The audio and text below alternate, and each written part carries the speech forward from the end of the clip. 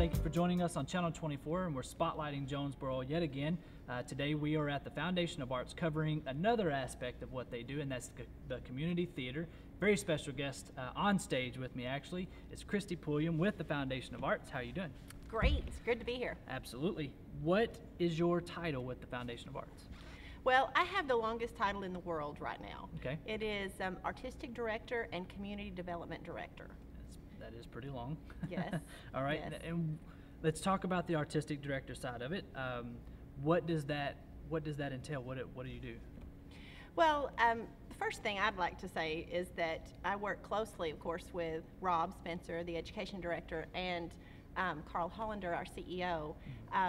But mainly my job as Artistic Director is just to collaborate with them with regard to setting seasons, listening to the community, trying to determine, what would be appropriate for our show seasons. Mm-hmm. Also then setting up the artistic teams and setting up the schedule with the directors, that type of thing. Okay, and you mentioned the show season.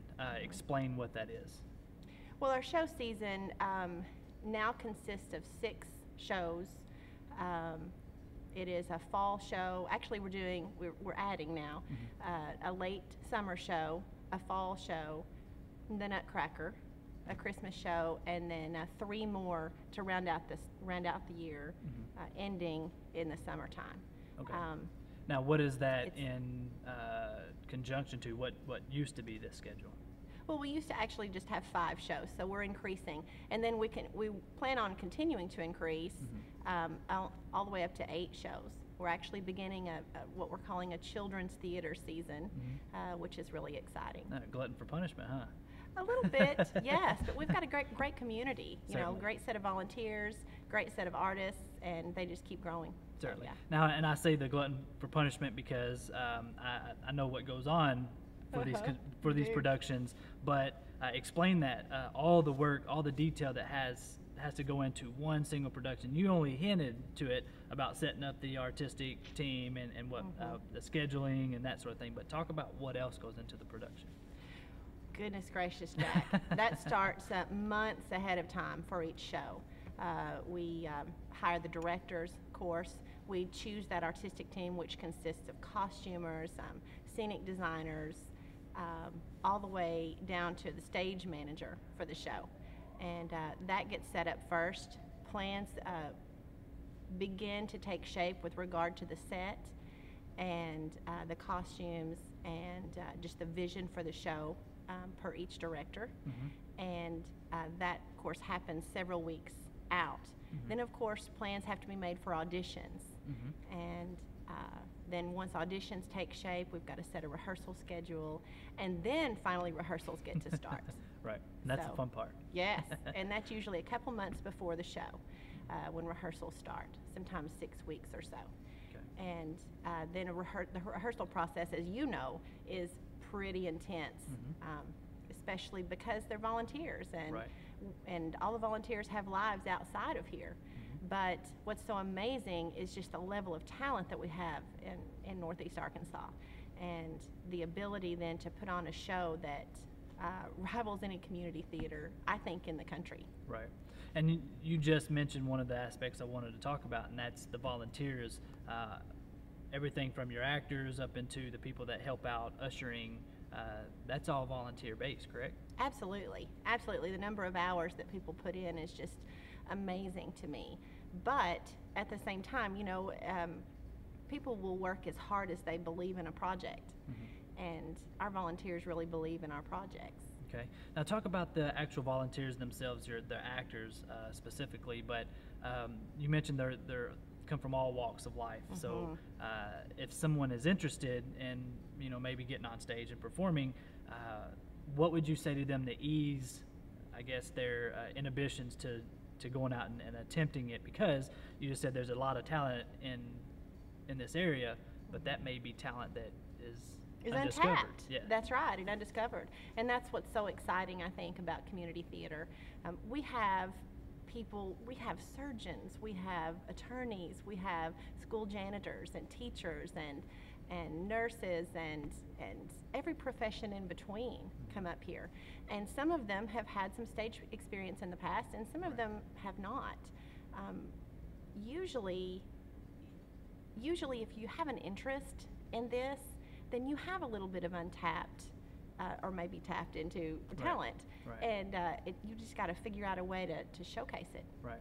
Now, and you guys take everybody. I mean, you need singers. You need people that are good at tech, that run lighting, that run sound, that maybe aren't interested in being on stage but have other talents that you can tap into, correct? You know, the beauty of the theater is that it's that collaborative art. You know, there are very few art forms that are this collaborative in nature. So yes, skill sets, you don't have to be a performer necessarily to be a part of a theater team. In fact, we like to think of two types of personalities in the theater. There are artists and there are craftsmen. And most everybody has a little bit of both in them. But boy, I tell you, the craftsmen are very, very important. Those people who have a skill and can work at that skill to illuminate the artistry. It's wonderful. Okay. Now talk a little bit about the actual productions themselves, maybe past, not what's coming up because we don't want to give anything away, but what are some of the shows that you guys have done in the past? Goodness, Titanic comes to mind. Titanic the musical. We just did that this past summer. We had lots and lots of people coming to see that show, upwards to 2,000, I think.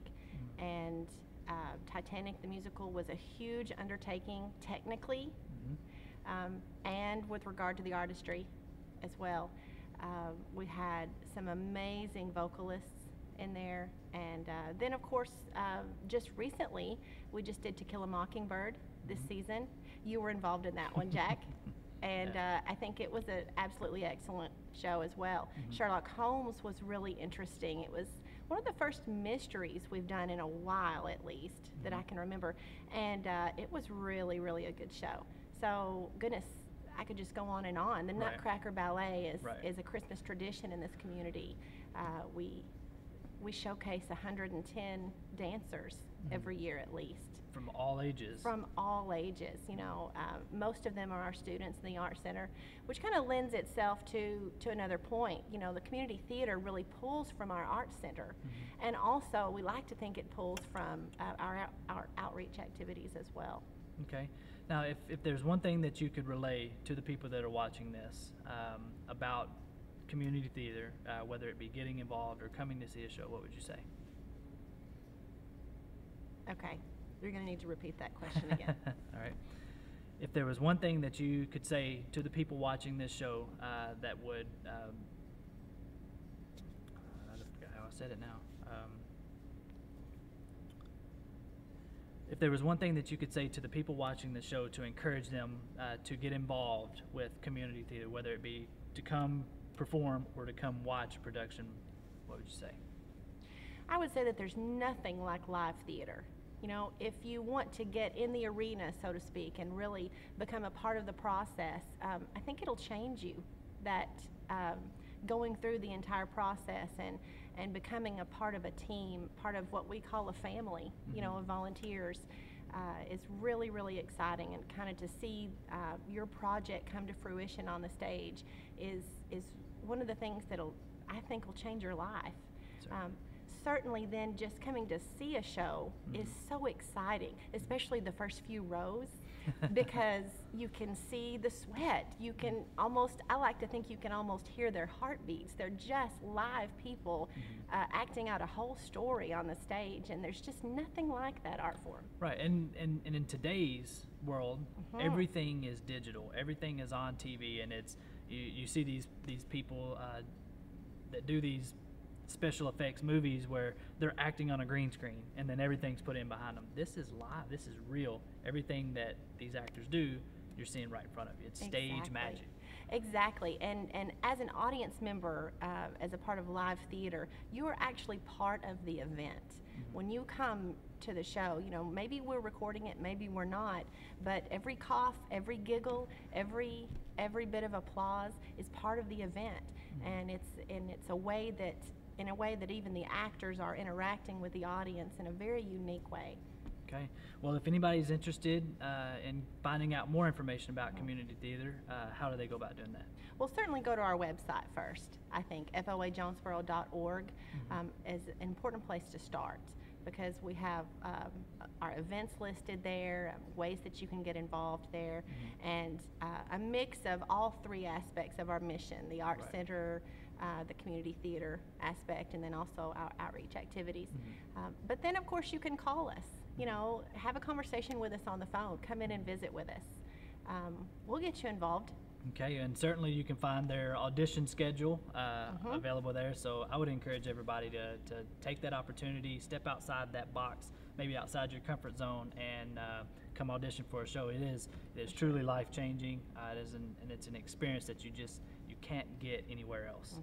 And I can speak from personal experience on that. So, well, Christy, thank you so much for sitting down and talking with us today. It's a great program. I'm glad to be a part of it, and look forward to We're future glad shows. you're a part of it. All right. Well, thank you again. Thanks, Jack. And thank you guys for watching Channel 24.